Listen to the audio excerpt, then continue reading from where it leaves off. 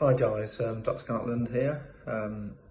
Absolutely hate doing these videos as I'm not a camera sort of person. However, just reached the point really where I just wanted to tell a bit of my story since I think most of you know my story up to a certain point, but sadly due to censorship the story's been kind of kept away from public eyes essentially. So really just to start with, to say that from the perspective of my qualifications, I have a first class honours degree in biomedical sciences, including a year of immunology and virology, 10 years worth of medical training with 15 years of postgraduate experience.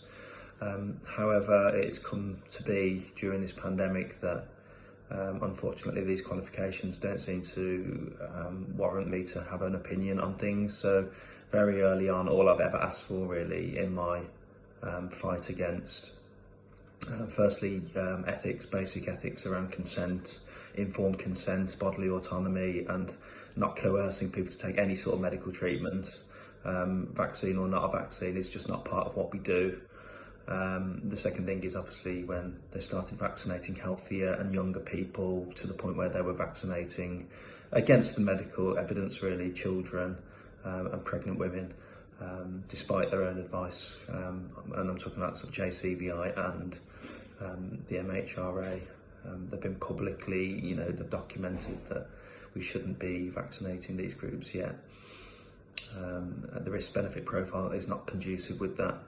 However, they proceeded, and now they're after 5 to 12-year-olds who are at negligible, minuscule risk of any sort of deaths. I won't quote all the data because, it's out there and available. And the consequences of that really in my career is that obviously I was put on garden leave for 3.5 months just for asking for debate, asking for discussion, pretty much shunned by all the nurses, doctors that I know in this area. And then it became a kind of social media shunning. So as we stand now, I've been banned from LinkedIn. I've been banned from Twitter 4 times over now. Facebook, I'm on again another 30-day ban. And Instagram, when you look for my name, it says I'm a persistent spreader of misinformation or words to that effect. And that just isn't fair really. Not only is it slanderous, but all I've ever done in all those social media posts really is post data contrary to the narrative so that people can make informed choices and judge things for themselves, unfortunately, not given that information from the healthcare provider who is treating them with this injection. So yeah, just to let people know really about the censorship and just something that happened yesterday really that's really upsetting. I've started a new job at an urgent care centre, and I went onto the shift yesterday. It was absolutely blazing sunshine. I'd driven an hour and a half to get into work, and I saw my first patient, who was an old lady who was in her 80s, had sat there for 6 hours.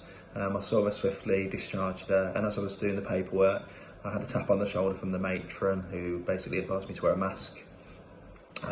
My response to that was that from previous wearing of masks, I get dizzy, I get drowsy towards the end of the shift. They're expecting me to wear this mask all through the shift in the department.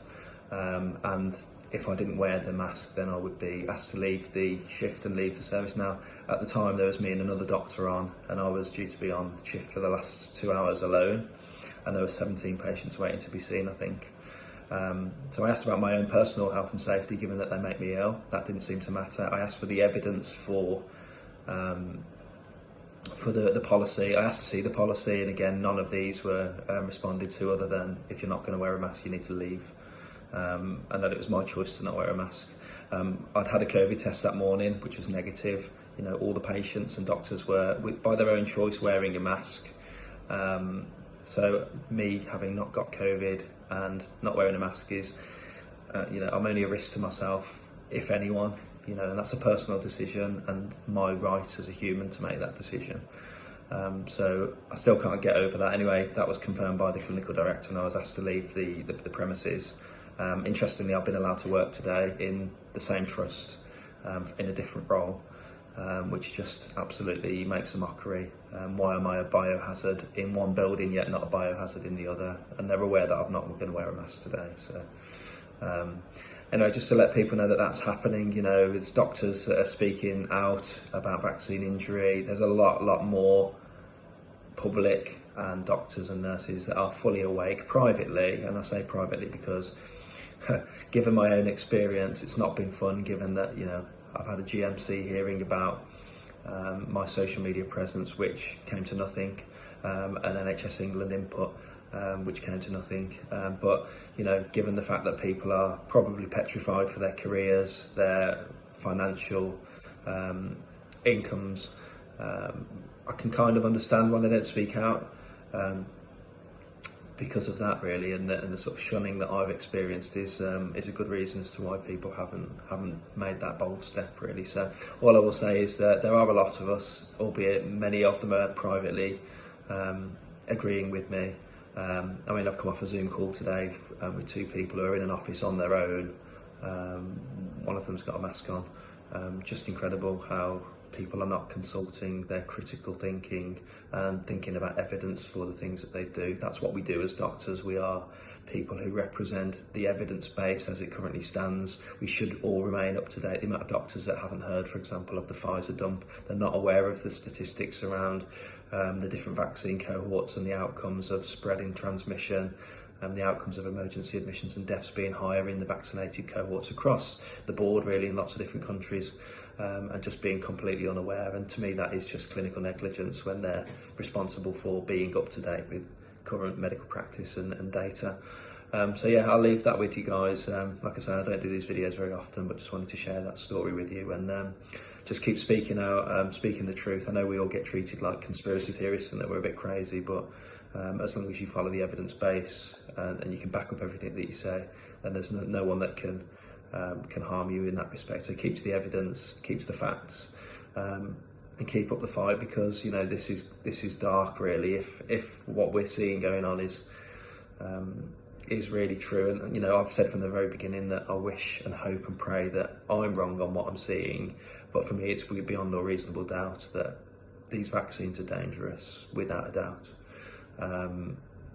And just not being acknowledged. I know GB News did a thing on vaccine injury yesterday, but it's the first time really.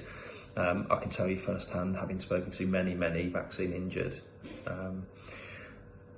there's some horror stories to be told, and they're just not given a space. They're just ridiculed, shunned, put into the shadows of society as if they don't exist. Likewise the doctors who speak out about it. So it really is dark times, and just giving you this video to give you an update. So all the best everyone, take care, and keep up the fight, keep telling the truth. One stop jab is worth all the effort in the world. So all the best, take care.